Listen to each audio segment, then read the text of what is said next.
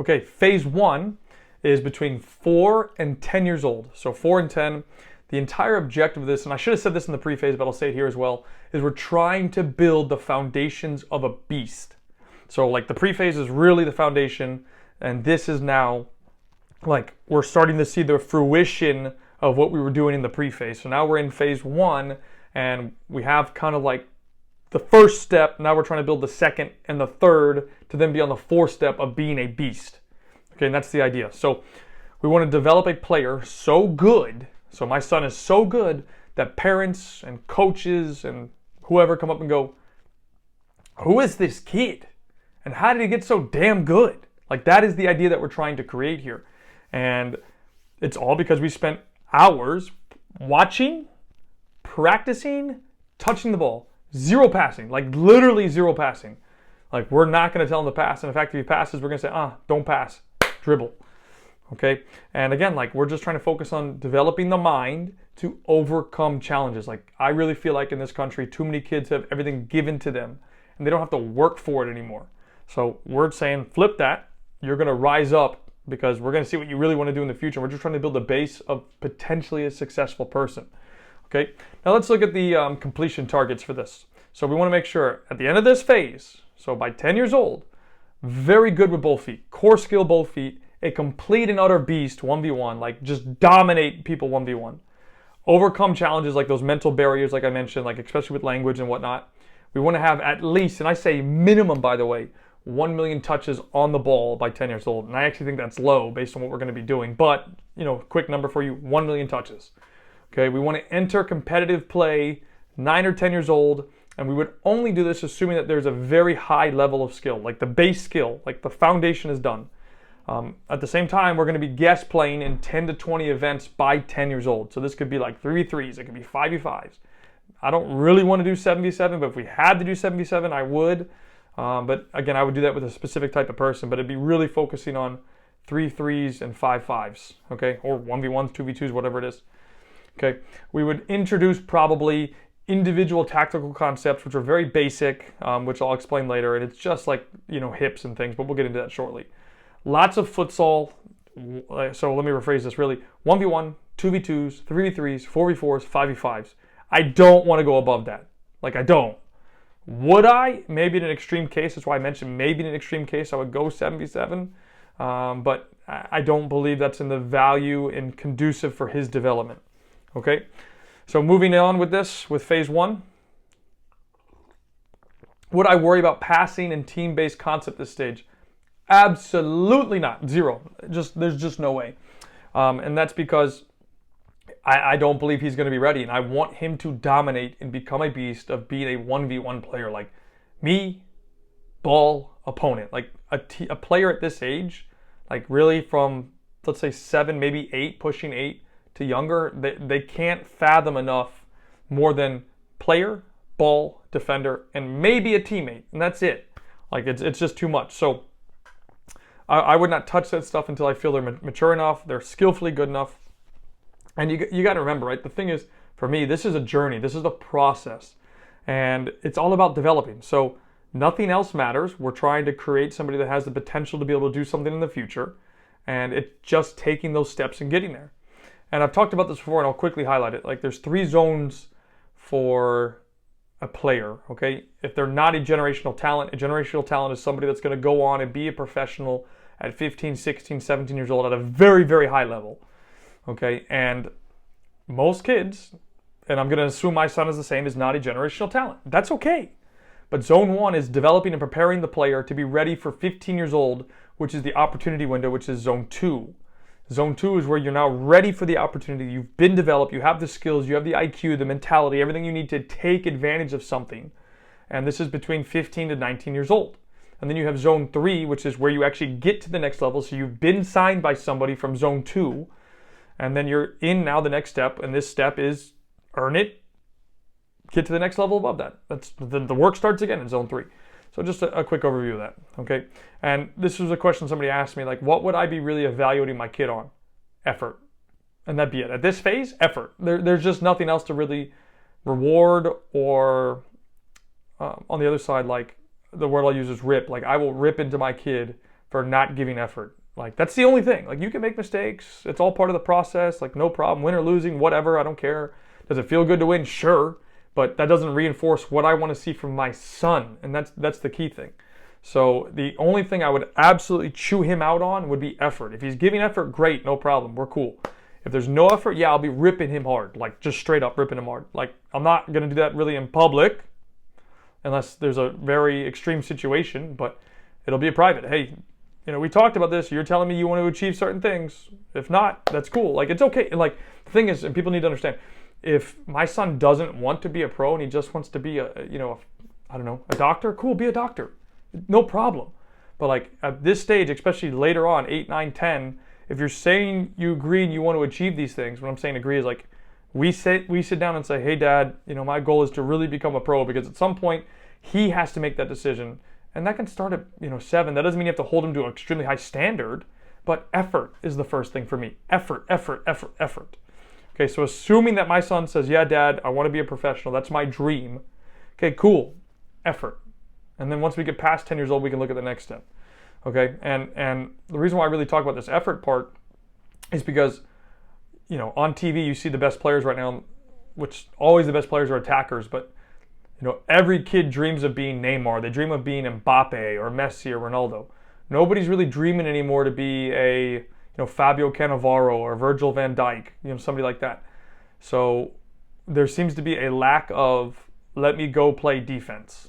Because you see Messi, you see Mbappe, you see Neymar, you see Ronaldo. Those guys can get away with not defending because they are so good. And most kids want to be like that. So they go, oh, well, Messi's not defending. I don't have to defend. No, you're not Messi. You're probably never going to be Messi, and that's okay. But you need to attack, you need to defend, and you need to transition. And it's unacceptable if they don't want to do the second two, really. And the modern player is somebody that needs to play for the team. At the end of the day, I'm talking about the highest level. Like, the modern day player at the highest level has to play for the team. It's just that simple. So juggling, I have a specific part here in phase 1 about juggling. And this is what I would want to see done by the end of his 10th birthday. So he's about to turn 11. Okay? End of the 10th birthday. 50 right, 50 left, 50 both. 50 right, 50 left, 50 both. With the shoelaces, by the way, not the toes, not here. The shoelace, good firm contact. Okay? There's some other ones as well. We're going to be able to juggle a couple of times. So 3, the target's 3. 1, 2, 3, bang, up in the air. And then control with the inside of the foot, and as well, another time, control with the laces as an example. So you can juggle a couple, play it up, control inside, juggle again. Play it up, laces, right and left foot. Okay, another one would be around the world. Not the freestyle technique where you do like the thing like this. No, around the world with juggling is foot, thigh, head, chest, thigh, foot. That's around the world. So you're literally basically hitting it with every part of the body. Foot, thigh, head, chest, thigh, foot. Next one would be up and over. So again, you juggle 3. Play it up and over your head. So you have to turn around and go get it. Control it, obviously. Next one would be 3. So 1, 2, 3, boom, up into the chest, control. And then foot, thigh, foot as well. So foot, thigh, foot. And then we have another one which would be shoelaces, inside, shoelaces. Repeat. Right and left foot. And then another one, the final one would be shoelaces, inside of the foot, and then outside of the foot. And those would be touch. We're trying to develop touch.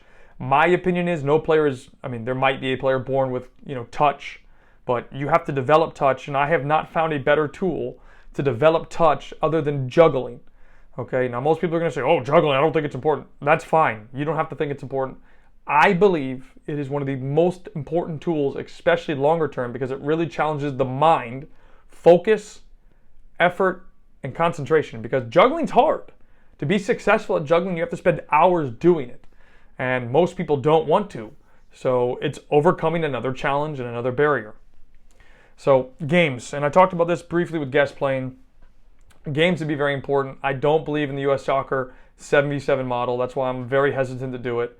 I would extremely focus on 1v1s, 2v2s, 3v3s, 4v4s, 5v5s, and I don't want to go above that. And if there's no opportunity presented, we're going to develop that. Maybe, and it doesn't have to be crazy competitive. We don't have to play a bunch of official league games. It can be scrimmages, bro. Scrimmages are can equate to the same type of thing, the same type of environment. Okay, and if I don't have it, I'm going to build it. And I'm going to try and find like-minded people that want to do the same thing as me and help develop their kids. Okay, and let me just kind of clarify why I think 77 is a problem. One, or the first part really, is that kids get pigeonholed into one position. So they play one position because coach says, I need you to play defense. I need you to play forward. I need you to play left, right? So when you play defense, you don't ever get to attack. When you play attack, you don't ever get to defend. So you're stuck and you're pigeonholed into one position. I think that's terrible for kids. Kickball is also a phenomenal problem, huge problem, and I'm not saying that in a good way, like cancerous problem in youth soccer, and it is all over 7v7. Like, it is one of the biggest problems of 7v7. It's littered. There might be the 1% of teams, in my opinion, that play the right way, but the rest of the country, the 98, 99%, are just slamming balls down the field. And you can hear the coaches on the sideline screaming, and parents, by the way, kick it, boot it, send it. Like, what are we doing? So that's a huge problem. And again, that's about 98, 99% of the country. And that just alludes to that it's just winning at all costs. It's not about doing the right thing for the kids. It's winning at all costs for the club or for the coach or for whatever circumstance. And that's completely against my motto for the development, which would be play as many positions as possible, keep the ball on the floor, and attack, defend, and transition, which you can achieve doing 7v7 based on how it's going now. Okay, so guest play would be a huge piece to my child's growth. The reason why I think guest play is important is because when you guest play, and there are a lot of negatives to this, by the way, with guest playing, which I've talked about in separate occasions, but this is just looking at player joining a team for a game or a tournament or something, right?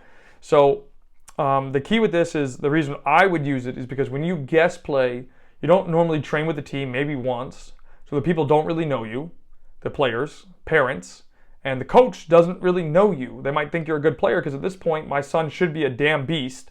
So people are always going to want him to play. But he's going to have to show up in the games, again, in an uncomfortable environment that's going to challenge him.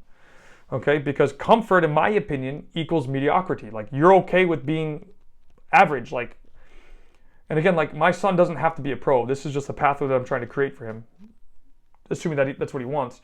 But like, my thing is, be the best at whatever you can be. That's it. Just be the best at whatever you can be. That would be my talk to him. Hey, be the best at whatever you could be. Give 130%. Okay? And challenges promote growth. He needs to learn to survive and thrive in this. And do I expect it to happen right away? No, I don't. The first 2, 3, 4, 5 times, he might struggle.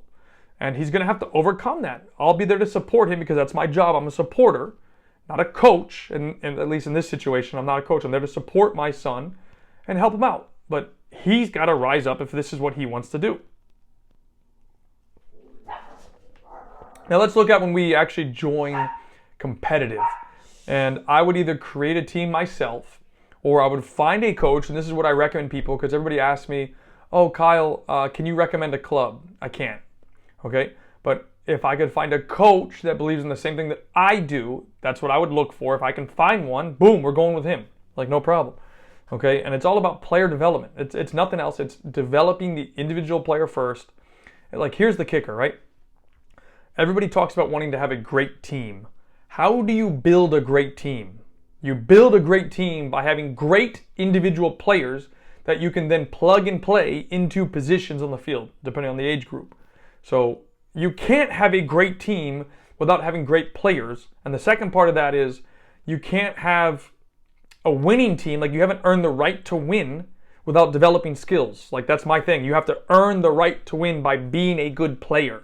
So just keep that as a side note, okay? So again, the most important thing, individual development. The most important thing. Legit team concepts can come later, but the key for this, again, I'm going to highlight it, is we need to make my son a beast. By the time he's 9 years old, he needs to be a complete and utter beast. And that's actually late in my opinion. It should be like 8, 7 probably, based on what we're going to be doing. But he needs to be a beast. Otherwise, we're not doing what we need to do in this phase. Okay, and then, I've highlighted this a little bit, but I'll talk about it again. Winning. Is winning important for me? Yes and no. Okay, honest truth. Does it feel good to win? Of course. Am I going to tell my son, don't try and win? No. Let's just assume my son's name is Johnny. Okay, Johnny, you got a game today. Give it your all, bro. Try and win the game. But do what you need to do. We might win, we might lose. That's part of the process. As long as I'm seeing what I want to see, which is him, growing first, being challenged, and learning. I mean, what can I complain about? Like the results, like I gave you the 3 zones. What happens in zone 1 is irrelevant. Like go ask a college coach, recruiter, or professional scout. Does it matter what you won at U9, U10, U11, U12, U13, U14? It doesn't. Does it feel good? Sure, yeah, it feels good. Like no problem. It can feel good, but it doesn't mean anything. And I think people misunderstand that point. It can feel good, cool, but it doesn't mean anything to anybody. Okay? So it's all about, developing, getting them to grow, and this is key for me as well, to play against the best, especially when they have level. Why? You learn way more when you play against the best than when you play against average or low level kids. You're being pushed. You're being challenged. And when I say you, I'm saying him. My son will be pushed. He will be challenged. He'll have to work extremely hard to be successful. Okay? And this will help him probably understand that there's always somebody better than you, whether they live in this country or they live in Europe, like in France or South America, like Brazil. There's always somebody better than you until you win a Ballon d'Or. So for my son, you're going to watch this video one day. Hey son, listen, there's somebody better than you until you win a Ballon d'Or. When you win a Ballon d'Or, you are the best player in the world. Okay? So until you get to that point, there's somebody better than you. So you just need to enjoy the journey. There's going to be lots of ups, lots of downs. More, let's be honest, there'll be way more downs than there are ups, by the way. Okay? So just understand that. Okay? And then some, final thoughts for phase 1. Lots of 3v3, 1v1s, 2v2s, 3s, 4v4s, 5v5s, futsal. Haven't talked a lot about futsal, but I will in a little bit. Play against the best. If I do use low-level games, it's just to help my son build confidence. Maybe we went out and played a 3v3 and we got our butt kicked. Okay, so let's go play a little bit lower competition for a game or something, get the confidence back up, and then bam, go hard again. Okay, play thousands, literally thousands of 1v1 in training and in competition as possible. Maybe I create a 1v1 tournament that's called King of the Field or King of the Court, something like that. Okay, winning is irrelevant. Does it feel good? Yes. And I'm going to tell my son, you better play your best to try and win. Go try to win the game. But you can't always win. It's impossible. You're going to lose sometimes, and that's okay. It's part of the business. And I would also say this. We learn, my son will learn way more from when you lose than when you win. And I'll give you a personal example. I'm a coach, right? When we play games and we win, most of the time I don't need to sit there and think about what happened, what did we do, or mistakes that we made to, for example, concede a goal or whatever. But when we lose, then I want to go and analyze everything. What did we do wrong? What situations happened? Why did these goals get scored? Who wasn't paying attention? Whatever the situation is. Okay, so, and I want to talk quickly about 2 things. One, in this phase, so we're in phase 1, just for reference. My son will not go to public school or private school. We're going to do homeschool or virtual school. That's our target. That's our goal. Why? I don't believe in the system. I think it's outdated. I think kids spend too long in school when they could be outside living life. And I think there's a lot more benefit you can get because the kid can go to school and be done in 3 hours. So we can get school done and then he can go live life and experience real life that he can't do when he's stuck in his school sitting behind a desk. And that's my thing. So from first grade and on, we're doing virtual or homeschool or whatever system we want to use. But that's it, okay? And then, again, I'm going to talk about games. And I want to talk quickly about futsal. 90 to 95% of all the games that we do will be futsal, 3v3, 5v5s, 1v1s. And actually, to be honest with you, I put stuff out like this before. If I could, I would do full-time futsal from 7 to maybe 6 to 13. Just because futsal is one of the best tools in the world for player development. You have everything: attacking, defending, transition, set pieces, rapid decision making, 1v1, 2v1s, 2v2s, 3v2s, 3v3s, 4v3s, 4v4s. Sometimes you play with 5. It's part of the business and it's just a part of the game. So it's just doing that over and over again. and trying to find success with it. So again, if it doesn't exist, I'm going to create it. Okay. Individual tactics. What are they? Basic. Proper foot to receive. Okay. So right foot, left foot. Make sure we're opening the hips correctly, bending our knees. 1v1 defending stance. How to turn correctly when receiving the ball. Movement to receive. So we don't just stand still, son. You have to move to actually receive the ball. Scanning. If they're really mature, then we start putting in their mind, hey, being aware, checking your shoulders. Okay. And another one would be shielding. So protecting the ball, using the body, using the arms, protect the ball. And really focusing on low center of gravity, bending the knees, using the body, and protecting themselves. Very important. And I would only do these if I really feel my son's at a point that he can. If he's not, from a skill standpoint or maturity, then we won't do it. Okay, just for reference. And would he only play one position? No. At this phase, he's not going to be stuck playing one position. He's going to play multiple positions to learn. And again, that's why I think futsal or like the small side stuff, 5v5 and lower, is so important, because I want him to play multiple positions. You look at futsal, you have a goalkeeper. Let's say you play a 3-1. You have a fix, you have a left wing, a right wing, and a pivot. He can play all those positions. I don't want him pigeonholed just to be fix. I don't want him pigeonholed just to be pivot. Rotate, play different positions, okay? And this will help develop game awareness, game intelligence, ability, understanding, how to implement different skills and things. And the only way you can do that is through repetition of doing it. And just a quick side note, like when I played college, I played every single position in my 4 years except goalie. So I played right back, right center back, left back, defensive mid. So 6, 8, 10, 11, 7, 9. I played every position, bro. So like the only reason why I was able to achieve that was because I was intelligent enough to figure it out. 1, but 2, my best position was always an 8. But again, like I could play multiple positions and do a job. Sometimes that's important, and that's all from intelligence, okay? Really important as well, I would make sure that my son gets a lot of experience playing up. Like, I think this is huge. Too many kids play their age group only and they don't play up. They need to be challenged and they need to be pushed, especially if they have level. So if they're just dominating their age, they're not being pushed, they're not being challenged. Go play up, okay? And in my opinion, young kids, probably up to 14, should always be able to play 2 years up if they have the level, if not more. They have to deal with the physical differences, the speed differences, the strength differences, and it usually be a level difference as well.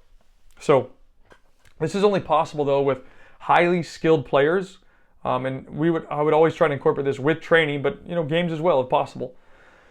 Okay, so I want to add this part too. I think it's important. I'm the biggest believer of mastery of the ball. So master the ball, touch.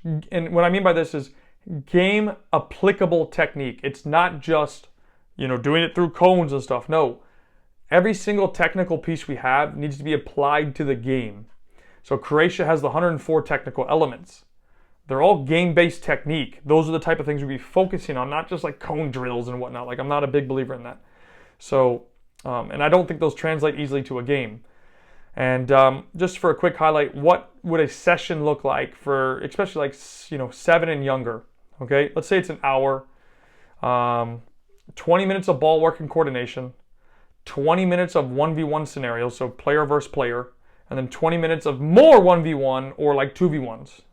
Okay, and that's it. And it might be dribble into a 1v1, so there's some sort of technique before it, whatever, but I think you get the point. Ball work, coordination, 20 minutes.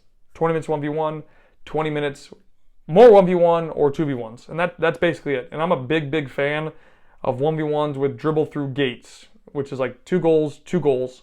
And to score, you can't pass or shoot. You have to dribble through the gate. So you can go left, you can go right.